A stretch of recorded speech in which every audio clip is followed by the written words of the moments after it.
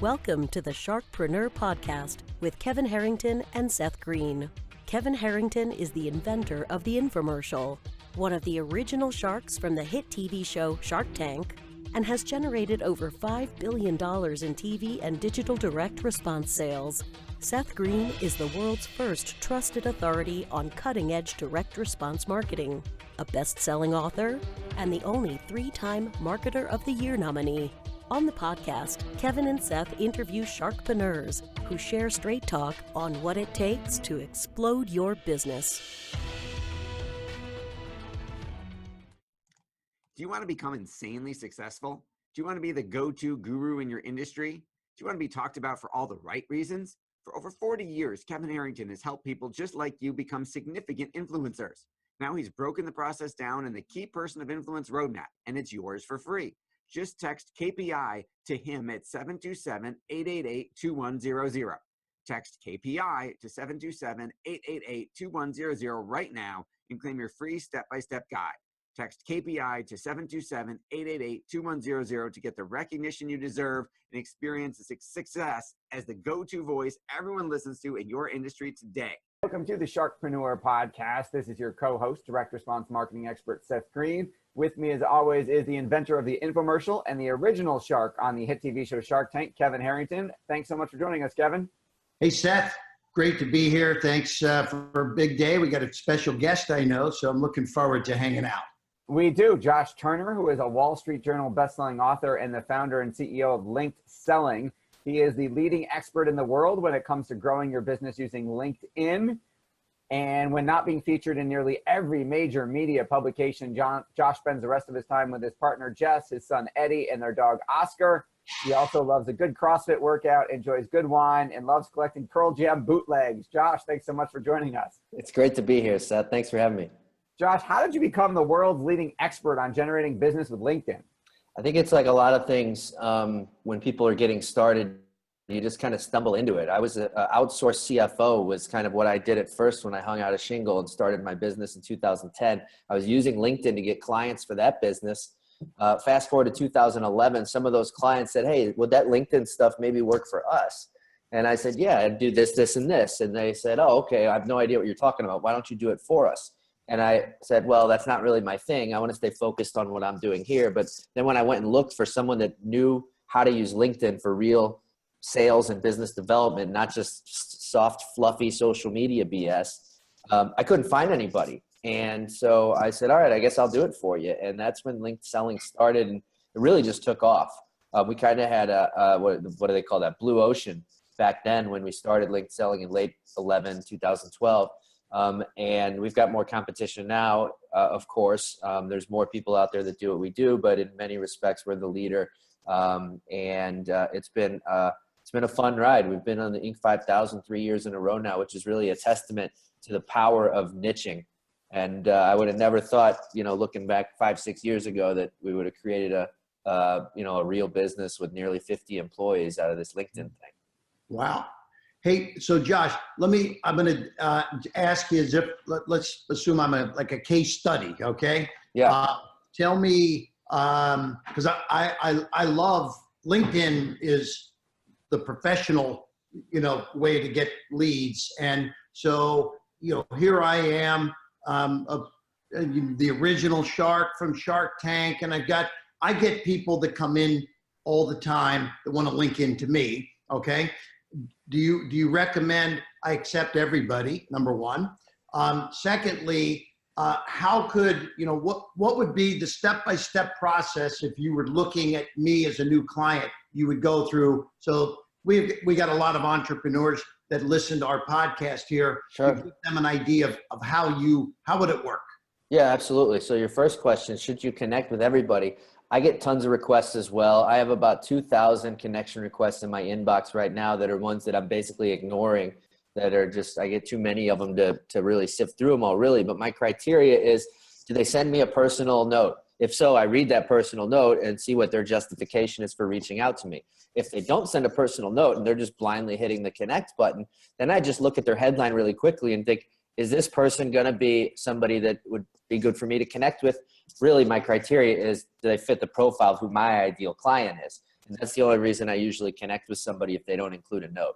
So that's my criteria. And I'm happy to connect with people even if I don't know them, because that expands my second degree of connections. The more people you're connected to, the more people that you can get to. So that really expands the power of what you can do with LinkedIn. So that's kind of how I approach that. And then the second thing of how do we work with a new client? Well, the first thing we do is figure out who is your ideal prospect. So a lot of times when we first ask people that question, they give kind of a broad generic answer. And we oftentimes find that doing an exercise where we say, well, how about this? Go back and look at the 80-20 of who your very best clients are. And, you know, the 20% of your clients that are generating 80% of your results, right? And then let's look at what's the common denominator of those people. Let's go find more people that fit that profile on LinkedIn. Because the way that we use LinkedIn for business development, for generating sales opportunities, is it's more of a sniper rifle approach as opposed to a shotgun approach. We want to get really specific about who we're reaching out to. So that's the first step. And then from there, we design a campaign that's going to resonate with those exact types of people. We'll work a LinkedIn group into the strategy usually. We want to create ways to provide value and put content in front of your prospects that isn't all about you and what you do, because they don't care. They care about themselves.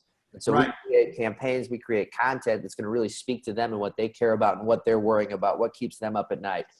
And by doing that, it keeps you really top of mind in front of them.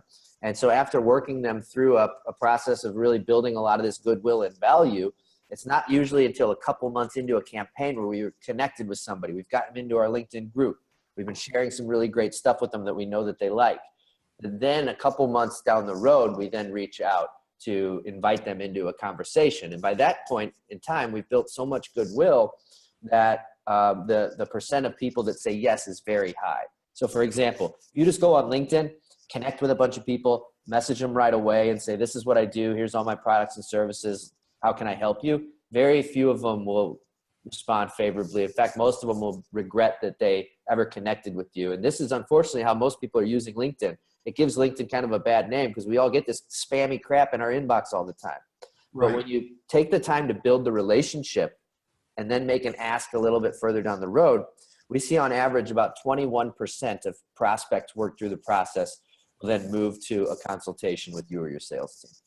Okay. So like my type of, person I love to be linked into are entrepreneurs, people looking to take themselves kind of to the next level, looking for, it's multifunctional. It's inventors, entrepreneurs, business people looking, to take themselves to the next level. So I have joined groups before, but I also, how do you handle a situation where, like for me, I get a whole bunch of people coming to me to pitch me stuff, and I just don't have the time to engage with literally hundreds of these people on a regular basis. So is that part of what you provide as a service, kind of like the communications, or do you recommend people handle all their own stuff internally?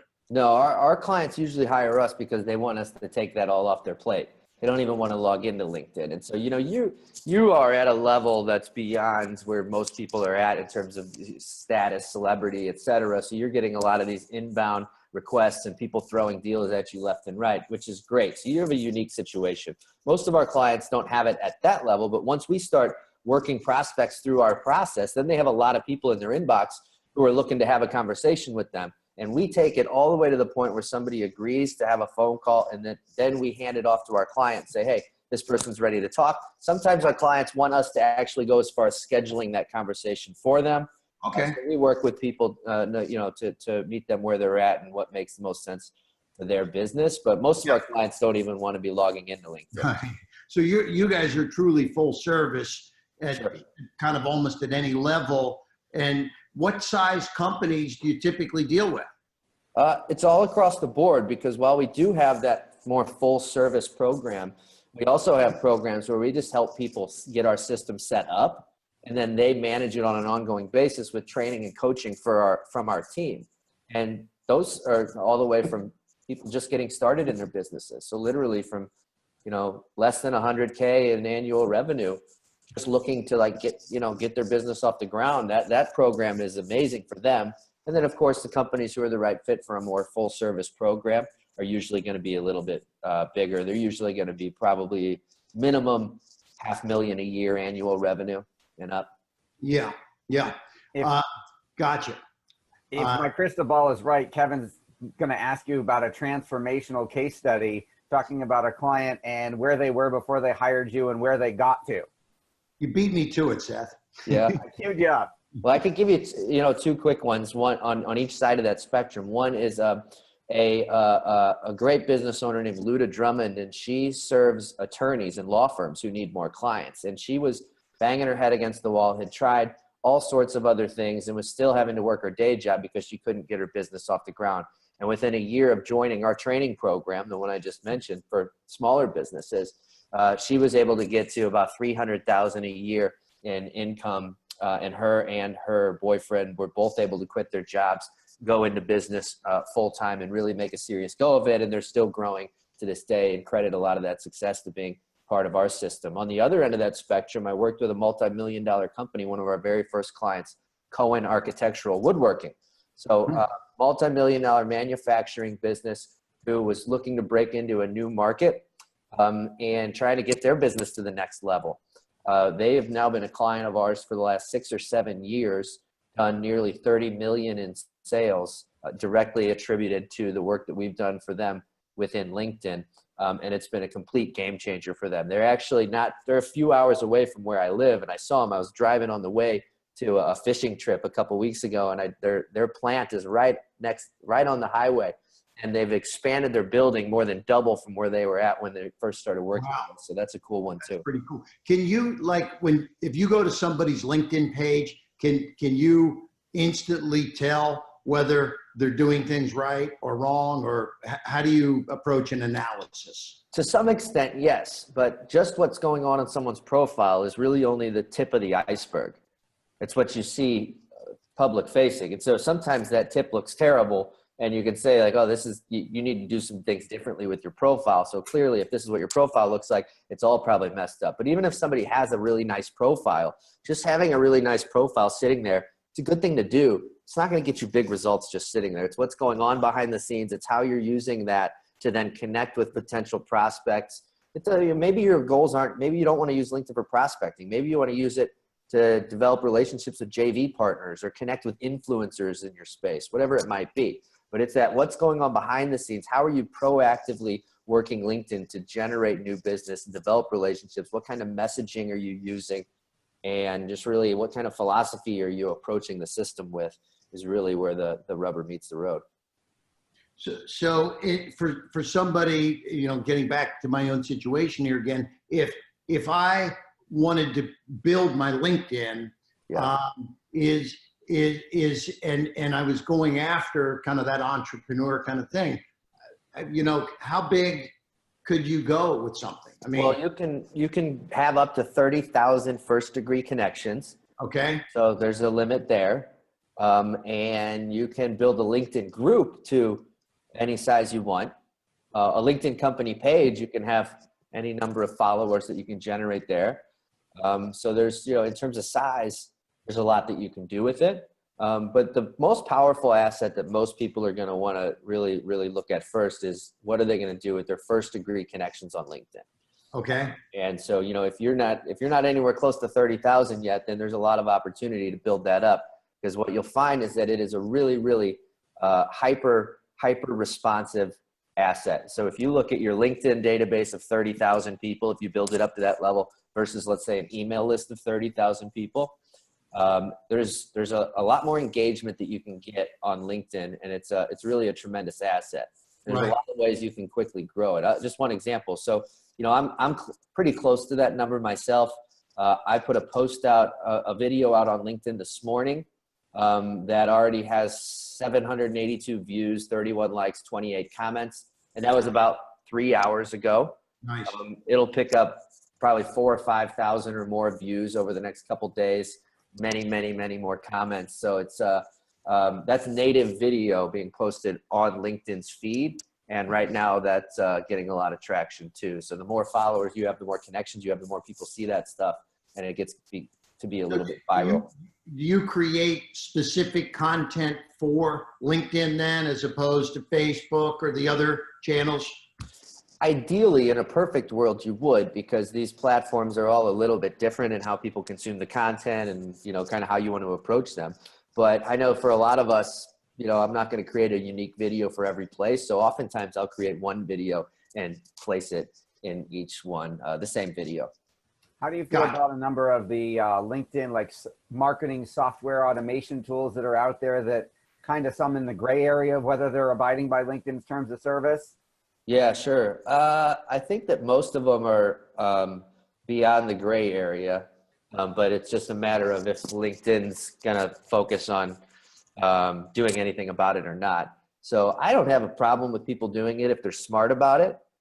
There's different automation tools out there that I think are probably decent. I've heard good things about them. I also know that for most of the people in our community, those tools oftentimes, because here's the thing, Seth, a few years ago, none of the tools that are on the market now even existed, and there were different ones that ended up getting shut down or went away for some reason. So these tools, none of them are really super well-tested, advanced tools, et cetera. They're kind of, in a sense, not to speak ill on any of them, but you kind of have to have some proficiency to use them the right way. And if you use them the wrong way, you can get into some trouble by having way too much activity going on your LinkedIn feed, by trying to connect to too many people, by sending messages that are weird to the wrong kinds of people, by viewing too many profiles that raises flags. And so I think for most of our clients, it's really not necessary. It's not the right way to go. We're looking for quality over quantity. And usually those tools aren't the right way to go about it. Awesome. I know you've got a very special offer you're going to make to our Sharkpreneur listeners and watchers. Tell us a little bit about that. Yeah, so we have, I gave you guys a brief overview of kind of our process and what we do. If you want to go a little bit deeper with that, we have something we call the Rocket Launch Playbook, which is about 30-page workbook with templates, messaging scripts, and really a map of our entire process step by step that you can take and implement on your own. And then also along with that, if you get that, which is free, we'll also do a one-on-one call with you to do an overview and strategy around the process and how it worked for you. So I set up a special link for your folks, which is linkedselling.com/Sharkpreneur for anybody that wants to get that. All right, and that's a free offer? Yeah, that's totally free. Wow, I'm in. We'll send you two. Hey, so no, I mean, because Josh, we do all kinds of stuff, but I honestly could not. I don't know how many followers I have on the first level, and as we're sitting here talking, I'm saying to myself, I believe it's got to be more powerful listening to what you're saying. And, I might as well deal with the guy that knows the most, yourself. So I'm looking forward to seeing what you could do, taking a look at what I've done. So, which is, I'm sure you're going to find some things that you'll cringe at probably when you take a look. Because, I mean, look, I have two kids, one's 30 and one's 20, and I've kind of let them help me with it. And so that doesn't mean, I said it's better than an old entrepreneur like me, but, we'll find out here. But I think there could be maybe a magical transformation available here on this podcast. So look forward to connecting with you afterwards here. That'd be great, man. We'd love to help you with it. Cool. Awesome. Josh, thank you so much for joining us. Thanks, Seth. Thank you, Kevin. Thanks, buddy. Take care. See you. Do you need money to fund your idea, product, or service? Are you ready to take your business to the next level, but need capital to get it done? Kevin Harrington has heard more than 50,000 pitches and knows how to help you make the perfect pitch to get the funding for your entrepreneurial dream. He's distilled the process down in his perfect pitch cheat sheet, and it's yours for free. Just text PITCH to him right now at 727-888-2100. Text PITCH to 727-888-2100 right now and claim your free perfect pitch cheat sheet. Text PITCH to 727-888-2100 to start funding your dream today. This show has been produced by Market Domination, LLC. To discover how you can have your own show completely done for you and turn it into a real published book and become the authority in your marketplace, go to www.marketdominationllc.com/podcast offer.